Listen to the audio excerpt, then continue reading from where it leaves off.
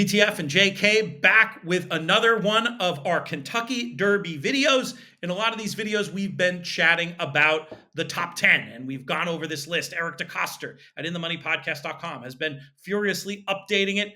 Big news to come after this coming weekend with a big prep race down in Louisiana. Then in our videos, we talk about the decisions Eric has made, etc. Just to recap, for starters, we'll take a quick look at this list of the top 10. I'd say it's pretty much in line with a bit of a consensus top 10, if there was such a thing, of industry experts and such. And then there's also a lot of overlap with this list, our top 10, and what you might call the top 10 horses in the future betting. Just this past weekend, we had another Kentucky Derby future pool 5, and we'll show that up on screen as well.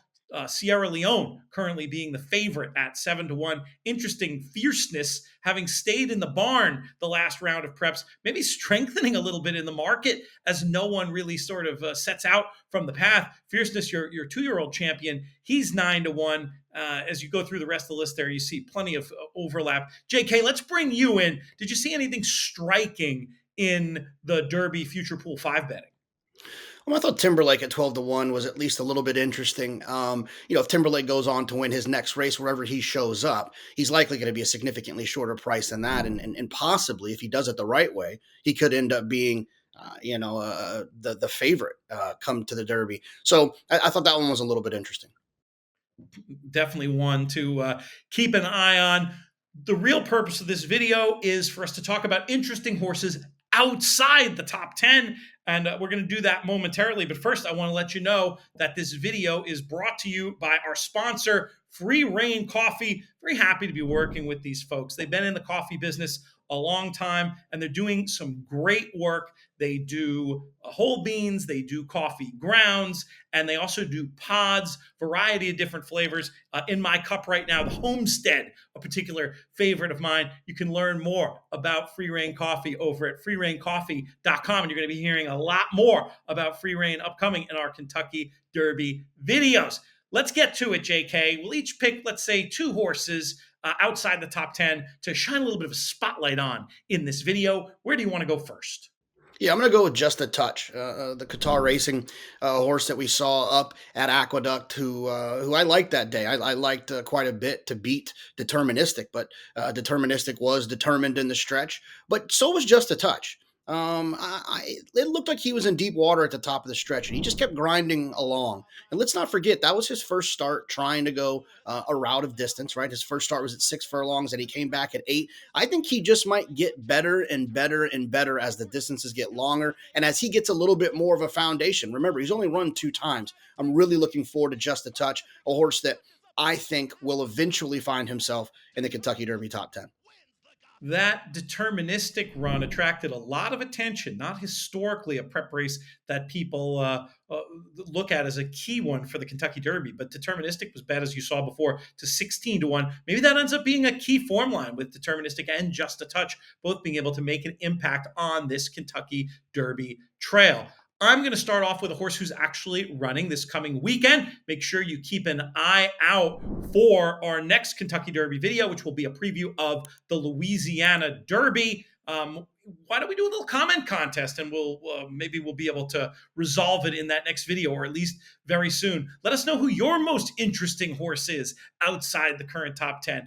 Just a long shot you're starting to look at for the Kentucky Derby. Put that information down below. Also, make sure to help us out by subscribing to our YouTube channel, In the Money Media. Also, subscribe to In the Money Media wherever you get your podcasts if you want our act in longer form. But the horse I'm referring to is Honor Marie. This one came back in the Risen Star. Our expert who came on, who clocks out at the fairgrounds, Frank McGoey, had said he was sure to be short for that race and is going to come on several lengths for the run. Ran very well in there, presumably against the flow. Now comes back in another race full of speed. And I think Honor Marie has that win at Churchill as a 2-year-old. Very exciting horse in prospect and in reality. And I just think, looking at the figure pattern at this point, looks poised to move forward and can maybe do some damage at fairgrounds over the weekend. Very interesting horse for me outside the top 10. JK, how about you? Where do you want to go for pick number 2? Yeah, I'm going to go with Tuskin Sky, an undefeated horse by Todd Pletcher. There's nothing wrong with that when you're talking about potentials for a Kentucky Derby. This son of Vino Rosso. The thing I like about Tuscan Sky is, and look, he has caught a couple of wet racetracks. We'll have to see what happens when he gets onto a fast track, but he's been running fast numbers. But there's also a vote of confidence. His last two works, he's been working with Fierceness in the morning. Now, Fierceness is has worked well in those spots. But I think it says a lot about how good Tuscan Sky might be. Todd doesn't usually put work mates together to beat up on each other. He puts them together when he thinks that they can kind of push one another because they are of equal or similar talent. I think Tuscan Sky is an interesting horse to keep an eye on, see where he shows up, whether it be the Florida Derby, whether it be the Bluegrass, maybe ship out to California, or maybe even we'll see him in the Wood Memorial. But I would imagine that Tuscan Sky will run in one of those final Derby preps. And with a win, I think he'll thrust himself in the top 10 as well.